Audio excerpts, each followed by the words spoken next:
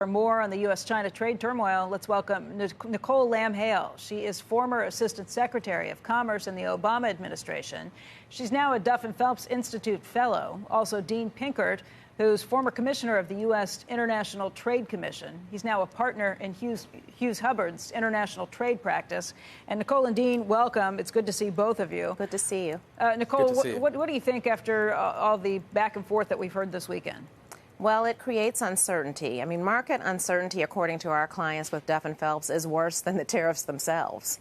I think that this is a situation where the folly of going alone, the U.S. going alone and not being part of TPP or working with our G7 allies to isolate China on issues that, quite frankly, are entrenched and deep, like IP protection and access to the market, that are often intractable and affect both the provincial states as well as the national government of China.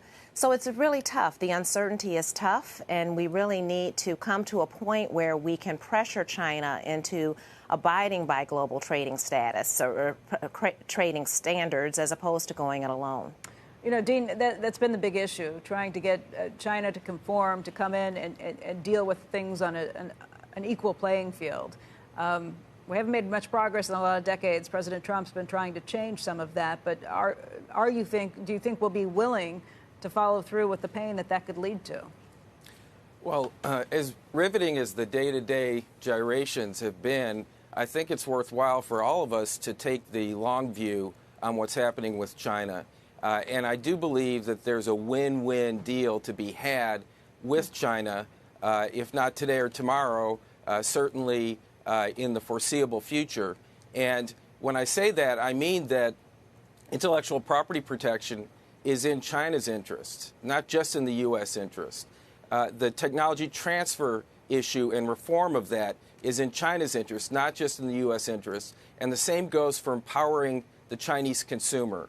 So I think that we can take the long view and see that eventually there is a deal to be had here. Nicole, very quickly, do you think there is a win-win situation in this? Well, I think so. The trade war hurts both countries. Certainly, China needs access to our lucrative market. Our inputs for manufacturing largely come from China, and it's really hurting manufacturing companies, the fact that we have this trade war.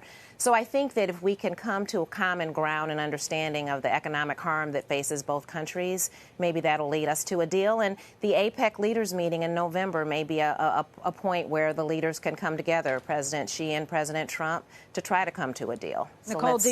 Nicole and Dean, I want to thank you both for your time today. We're continuing to monitoring what's happening at the G7. And, folks, we will bring you up to speed on that as well.